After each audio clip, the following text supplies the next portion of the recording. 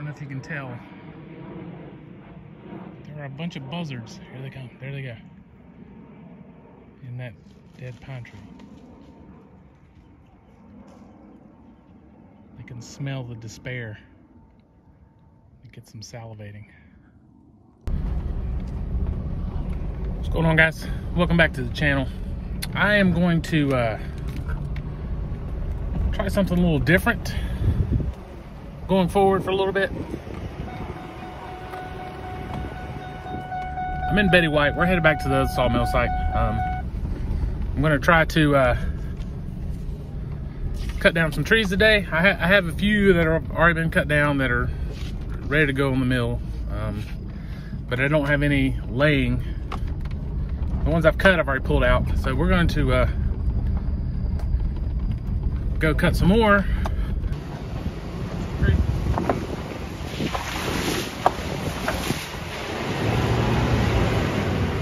Come on, baby.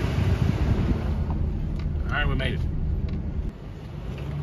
All right, getting back to what I was talking about, we're going to change things up a bit. I'm just going to start recording like what I do on a daily basis. It is like possible to just try to plan all these videos. Like today, I need to find like the, this big giant log and put it on the mill, and I need to find, I got to do something crazy. I got to spend like a bunch of money and build these fences and all this other stuff, and I got to chop down these giant trees, and it's just not realistic for what I do. Summertime, I have my daughter with me all during the week. I work Friday, Saturday, and Sunday, so it's just not realistic. I've been building a small little storage shed down here so I can store some stuff in and park the tractor in when it's back here. Maybe I'll insert some footage of that here. Yeah, I don't know who laid this out, but I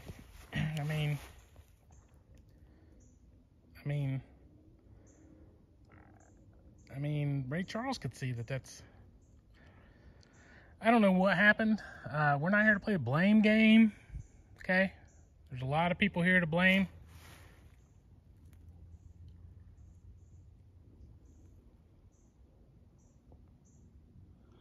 But we're not going to play that game, and we're going to move on. This hole is a foot too far to the right, and I came out here, I laid it out. You can see my marking tape, I paint where I laid the X marks the spot, and somehow it's off. Now I have to make a decision, and then again, maybe not, I don't know. So we'll just see. But today we're going to head in deep into the forest, and we're gonna try to chop down some trees. So we gotta get the saws, make sure they're gassed up, and everything else, and then we'll head in there and cut down some trees.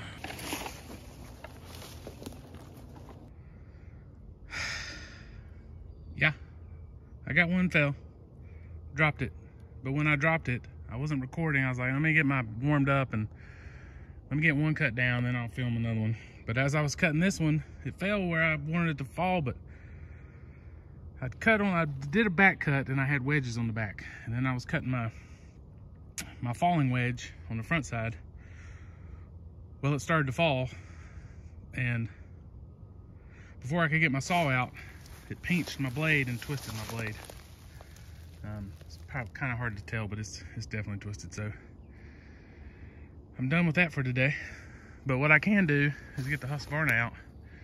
I can go ahead and buck this tree, that one that fell, and go ahead and buck this one. Get them ready. The Husqvarna is a fine saw, but it's just not big enough. It's not big enough for all these trees. That's why I bought the Stihl. Anyway, live and learn. Pulling into the general store. One of the finest, oldest establishments in Charles Ford, North Carolina. Well, $100 worth of stuff later, we got her fixed. She was bent. She was pinched and bent.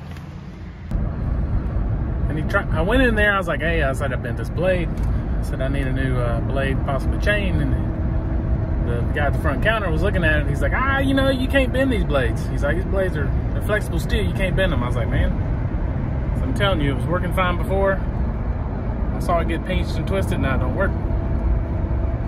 He's like, I think your clutch is locked up. So I didn't argue with him. I was letting him do his thing. And anyway, the other guy the main mechanic came over there, and he started looking at it, and he was like, well, he's like, the clutch is fine, it's oiling fine.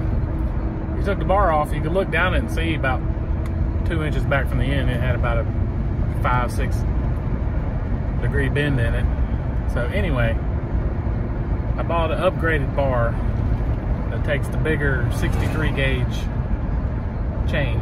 He said it's going to cut much better. I said, well, it was cutting really good before. He said, well, he said, you'll notice a difference. So we'll take it back to the house. I don't know if I'll get to cut today. I got another errand I'm trying to run, and we'll get it test out at some point.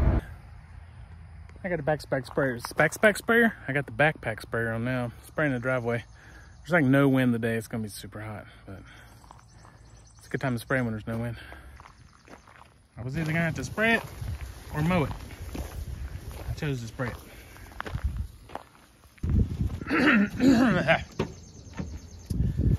Getting a special delivery. It's on its way. Sounds like there it is.